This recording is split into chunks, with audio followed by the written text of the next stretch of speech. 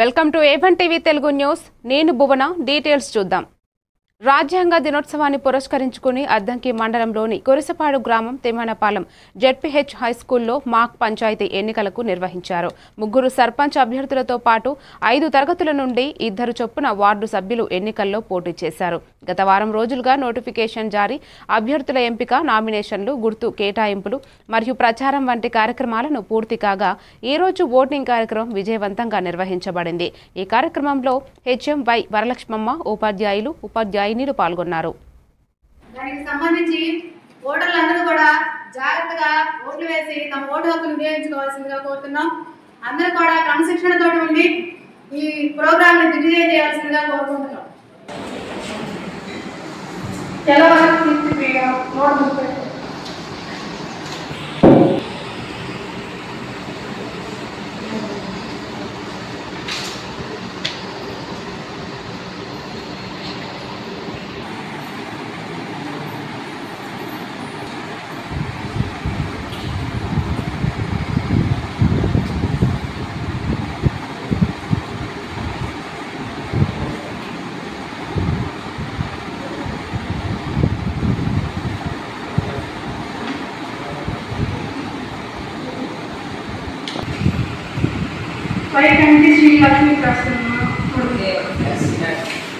ఈరోజు రాజ్యాంగ దినోత్సవం సందర్భంగా ఏవిజెడ్పీహెచ్ తిమ్మనపాలెంలో మాక్ ఎలక్షన్స్ నిర్వహిస్తున్నాము.